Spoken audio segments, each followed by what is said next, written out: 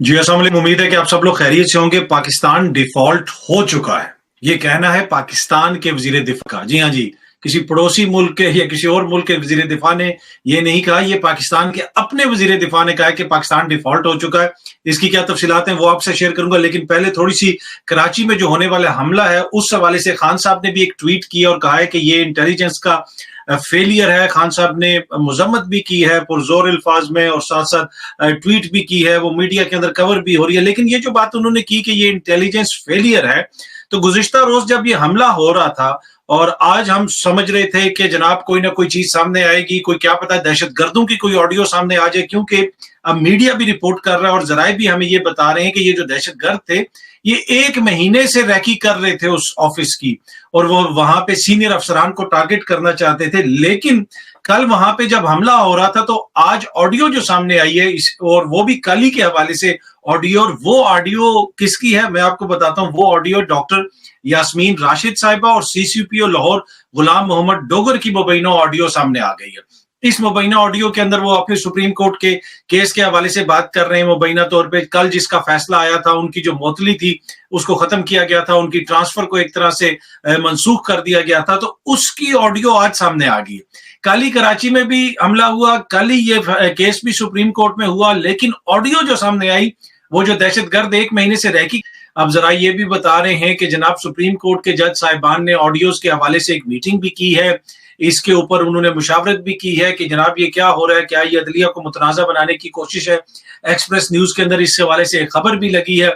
अब देखते हैं सुप्रीम कोर्ट इसके ऊपर क्या नोटिस लेती है। लेकिन कितनी परेशान कुन सूरत हाल है कि कल जिस वक्त पाकिस्तान के अंदर दहशतगर्दी का एक हमला हो रहा था, तो उनकी ऑडियो दहशतगर्दों की तो हमें नहीं पकड़ी गई हमसे, लेकिन यास्मीन राशिद की और सीसीपीओ डोगर साहब की ऑडियो पता नहीं किसने पकड़ी है, मुझे नहीं पता, लेकिन वो सामने भी आ गई। दूसरी बात यह है कि अभी तक एपीसी नहीं हुई। पेशावर के अंदर भी हमला हुआ, उसके बाद कराची में हमला हुआ। पेशावर में हमले के बाद कहा गया कि जनाब हम एपीसी बुलाएंगे, लेकिन एपीसी नहीं बुलाई गई और वजीर आजम साहब कह रहे थे कि जी मैं तुर्की जा रहा हूं, और फिर कहा कि जी एपीसी इसलिए मौखर कर दी गई है क्योंकि वजीर आजम तुर्की जा रहे हैं। फिर वजीर आजम तुर्की भी नहीं गए। अब जिस वक्त कल ये हमला हो रहा था, एन जिस वक्त ये हमला हो रहा था, उस वक्त तुर्की में बैठे हुए पाकिस्तान के वजीर आजम एक ट्वीट कर रहे थे। इंग्लिश में उन्होंने ट्वीट की, उन्होंने कहा कि मैं तुर्की में मौजूद हूं, यहाँ पे मेरी किसी से बात हुई है और बड़ा मुझे अफसोस है, और ये और वो बड़ी अच्छी उन्होंने बात की।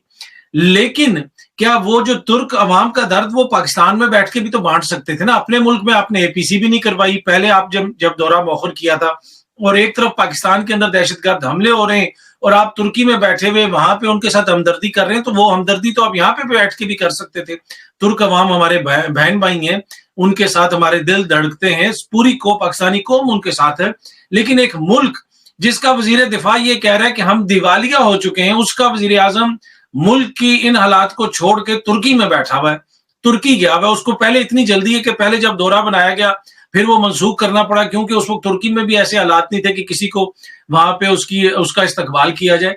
पर एनीवे, इससे आपको प्रायोरिटीज का आप अंदाजा लगाएं कि आज मैं उठा तो मैंने कहा शायद कोई ऑडियो आ जाए दहशतगर्दों की, पता चले कि उनकी क्या प्लानिंग थी। 1 महीने से वो इधर रैकी कर रहे थे, कुछ तो पकड़ा होगा हमारे इंटेलिजेंस इदारों ने या सिंध की हुकूमत ने, सिंध की जो वहां पे एजेंसियां हैं, पुलिस है, कुछ तो चीज सामने आई होगी ना।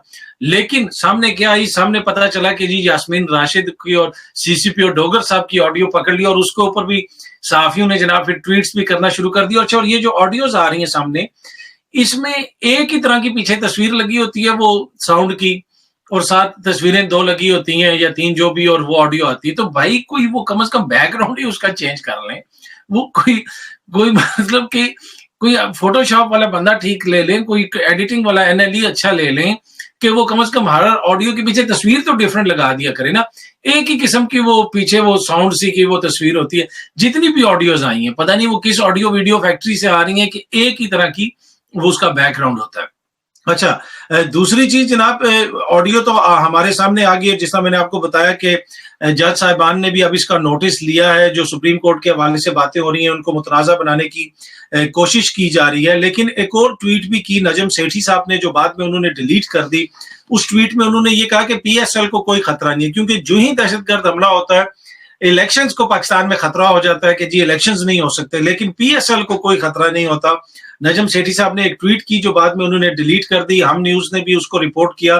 टीटीपी ने कहा है कि क्योंकि मुआहदा तोड़े गए हैं वो सिर्फ सिक्योरिटी इदारों पर हमले करेंगे, पीएसएल को कोई खतरा नहीं। ये नजम सेठी साहब ने इंग्लिश में ट्वीट की और बाद में उसको डिलीट कर दिया गया। बहुत सारे लोग इसको कोट कर रहे हैं कि जनाब ये ट्वीट अब किधर गई है, उन्होंने ये डिलीट कर दी है, मुबैना तौर पे ये उनकी ट्वीट है। अच्छा, इसके साथ साथ एक और चीज है जो बड़ी इंपॉर्टेंट है, वो भी मैं आपके साथ शेयर करना चाहता हूं। वो है जनाब एक और तस्वीर, इमरान खान और चाहत फतेह अली खान साहब की तस्वीर। ये तस्वीर भी ट्वीट हुई, किसी अकाउंट से ट्वीट की गई और उस ट्वीट के ऊपर एक सीनियर सहाफी ने तज्जिया भी कर दिया, तबसरा भी दे दिया और बता दिया कि जी ये क्या आ गया, इमरान खान की सियासत किस नहज पे पहुंच गई है। जवानी में वो पता नहीं किसके साथ होते थे, तो आजकल वो चाहत फतेह अली खान के साथ हैं।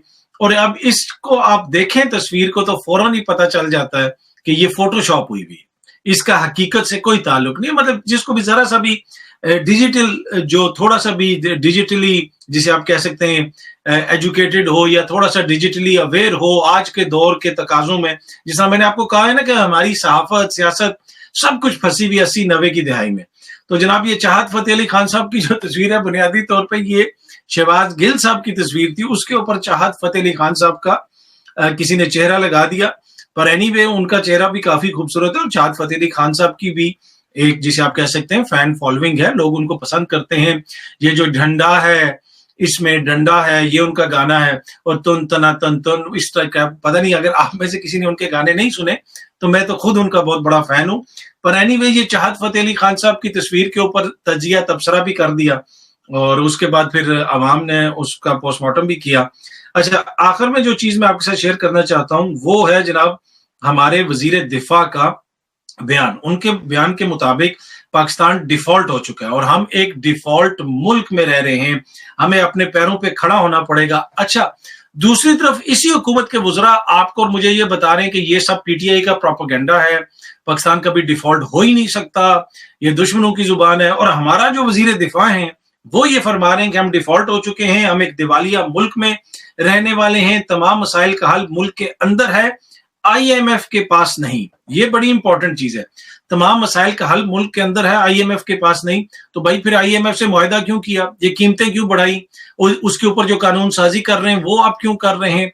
और वो कानून साजी भी कोशिश थी कि ऑर्डिनेंस के जरिए हो जाए ताकि सेनेट के अंदर और पार्लियामेंट के अंदर इसके ऊपर कोई बहस ही ना हो। पार्लियामेंट में जो बहस होनी है, अब वो कुछ जो पीटीआई को छोड़ के दूसरी तरफ गए हुए हैं, मोजिज अराकीन, उनको तो मैं तो नहीं कहूंगा, कुछ लोग तो जो एक जमात को छोड़ के जाते हैं दूसरी तरफ जाते हैं, उनको दीगर नामों से, मुख्तलिफ नामों से पुकारा जाता है, मैं वो नहीं कहूंगा।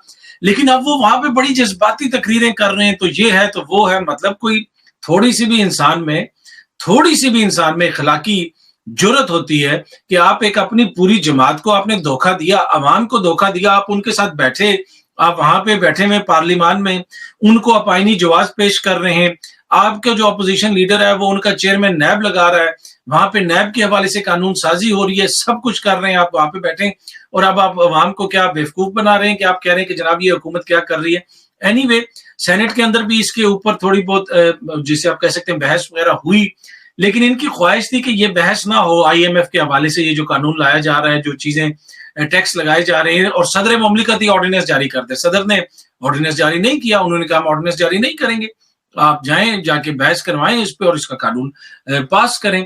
लेकिन अब हमारे वजीर दिफा कह रहे हैं कि जनाब हम तो दिवालिया हो चुके हैं और आईएमएफ के पास उसका हल नहीं है और इसमें सब जिम्मेदार हैं जी। उनके मुताबिक एस्टेब्लिशमेंट भी जिम्मेदार है, ब्यूरोक्रेसी भी जिम्मेदार है, सियासतदान भी जिम्मेदार हैं, सब जिम्मेदार हैं। भाई हुकूमत आपकी है, आने से पहले आप कहते थे कि सारी जिम्मेदारी इमरान खान की है इकोनॉमी खराब करने की, ये और वो, हम आएंगे तो हम ठीक कर देंगे, हमारी जमातों का इतना एक्सपीरियंस है, ये है वो है। और अब हमें क्या बताया जा रहा है कि जनाब हम तो दिवालिया हो चुके हैं, हमारा तो जो है वो हम एक दिवालिया मुल्क में रह रहे हैं, इसके सब जिम्मेदार हैं। और जनाब सब जिम्मेदार नहीं है, ये हुकूमत जिम्मेदार है। इस वक्त जो हमारी माशी सिचुएशन है, फिर पाकिस्तान की जो दिफाई सूरत हाल है, उस हवाले से भी हमारे जोहरी असासों के हवाले से बैनुल अक़वामी मीडिया में खबरें लग रही हैं, वहां से लोग आ रहे हैं, मुख्तलिफ चमकोइयां हो रही हैं और इस किस्म की बातें हो रही हैं। लेकिन end of the day Pakistan एक जिम्मेदार रियासत है, जिम्मेदार जोहरी ताकत है, ये सब प्रोपेगेंडा है, ऐसी कोई बात नहीं है। लेकिन इस नहज पे चीजें पहुंची क्यों? دیکھیں نا جب آپ کی وزیر دفاع یہ کہنا شروع ہو جائے کہ ہم دیوالیہ ہیں، ایک دیوالیہ ملک ہے، تو دنیا اس کو کس طرح دیکھے گی کہ جناب ایک بینک کرپٹ ڈیفالٹ ملک جوہری طاقت، اور یہ کوئی صحافی نہیں کہہ رہا ہے، یہ ملک کا وزیر دفاع اس طرح کی باتیں کر رہا ہے. تو اس سے آپ اندازہ لگا لیں کہ ملک کو کیسے چلایا جا رہا ہے، اور کیا اس طرح کے بیانات دیکھ کے ملک کی خدمت کی جا رہی ہے. باقی جو عوام کی خدمت انہوں نے کی ہے وہ اکانومی کی صورت میں آپ کو نظر آ رہی ہے. 35% سے زیادہ جناب آپ کی مہنگائی بڑھ چکی ہے، اور ملک کے اندر جو حالات ہیں وہ آپ کے بھی سامنے اور میرے بھی سامنے ہیں. اور اس مہنگائی میں ابھی مزید اضافہ ہونا ہے. جب یہ جو نئے ٹیکسز وغیرہ لگیں گے، یہ سب کچھ ہوگا تو مزید اس میں اضافہ ہوگا. لیکن اس سارے چیز میں امپورٹنٹ کیا ہے، یہ جو ملک کے اندر ہو رہا ہے، وزیر دفاع کیا کہہ رہا ہے، جوہری اثاثوں کے حوالے سے ہمارے کیا بحث ہو رہی ہے، انٹرنیشنل میڈیا ہمارے بارے میں کیا کہہ رہا ہے، اور ملک میں دہشت گرد حملے ہو رہے ہیں. دہشت گرد مبینہ طور پہ 1 مہینے تک جناب کراچی شہر میں پھرتے رہے، ریکی کرتے رہے. لیکن کل جس وقت وہ کاروائی کر رہے تھے، پاکستان کا وزیر اعظم ترکی میں بیٹھا ہوا ترکی کے غم بانٹ رہا تھا، اور ہمیں بتا رہا تھا کہ ترکی کی عوام کے لیے ان کا دل کتنا دکھی ہے. یقیناً یہ ان کے نیک جذبات ہیں، ہمارا بھی اتنا ہی دکھی ہے، لیکن انہی جذبات کا اظہار ٹویٹ وہ پاکستان میں بیٹھ کے بھی کر سکتے تھے. تو اینی وے وہ وہاں پہ بیٹھے ہوئے تھے، اور ہمارے جو آڈیو آنی تھی کل، ہم تو سمجھ رہے تھے کہ شاید کوئی دہشت گردوں کی آئے گی. آج مبینہ طور پہ یاسمین راشد صاحبہ اور CCPO جس کی پوسٹنگ معطل ہوئی سپریم کورٹ نے کی، ان کی آڈیو آ گئی. تو اس سے آپ ترجیحات کا اندازہ لگا لیں. جب یہ ترجیحات ہوں گی تو پھر آپ کو اس میں کسی قسم کی کوئی جسے کہہ سکتے ہیں حیرانگی نہیں ہونی چاہیے کہ وزیر دفاع ایسے بیانات دے رہے ہیں. امید ہے کہ یہ ویڈیو آپ کو پسند آئی ہوگی. بہت جلدی آپ سے دوبارہ ملاقات ہوگی. بہت بہت شکریہ. Thank you so much.